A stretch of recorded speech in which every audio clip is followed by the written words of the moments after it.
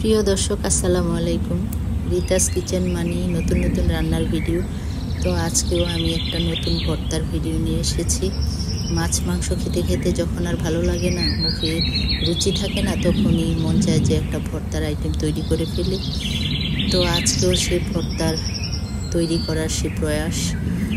তো এখন আমি বরবটির ভর্তা আপনাদেরকে বানিয়ে দেখাবো। চলুন।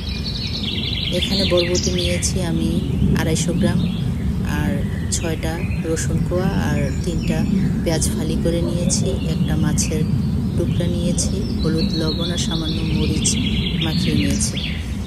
চুলাটা অন করে দিয়ে এখানে একটা প্যান বসিয়ে দিয়েছি। প্যানের মধ্যে 1 টেবিল চামচ সরিষার তেল দিয়েছি। আপনারা চাইলে এখানে সয়াবিন তেল ব্যবহার করতে পারেন।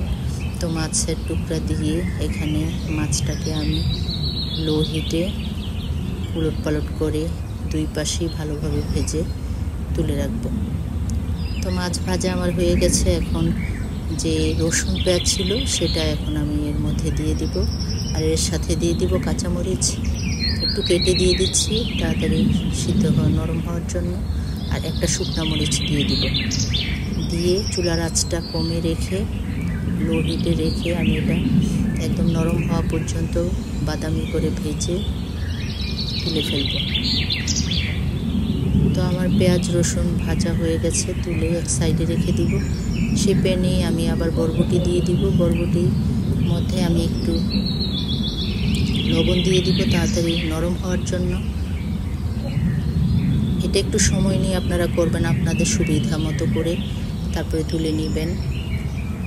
এটা যখন দেখবেন বুঝতে পারবেন যে একটু নরম হয়ে গেছে, তখনই এটা আপনি তুলে রেখে দিবেন। তো আমার বরবটি প্রায় হয়ে গেছে, নরম যখন হয়েছে তখন এটা আমি তুলে ফেলবো। যেহেতু বাটাবাটি ঝামেলা ছাড়া, এই জন্য একটা গ্রাইন্ডার জাগে মাছের কাটা বেছে সবগুলো উপকরণ দিয়ে আমি দেখেছিলাম একটু লবণ লেগেছিল, আর একটু লবণ এড করে দিয়েছিলাম আমি। তো আমার তৈরি হয়ে গেল আমার মজাদার বরবটি আর মাছের ভর্তা। আমার ভিডিওগুলি ভালো লাগলে লাইক কমেন্ট শেয়ার করবেন, আমার চ্যানেলটি সাবস্ক্রাইব করবেন। যারা সাবস্ক্রাইব এখনও করেননি তারা অনুরোধ রইল করে ফেলবেন, আর যারা করেছেন তাদেরকে ধন্যবাদ।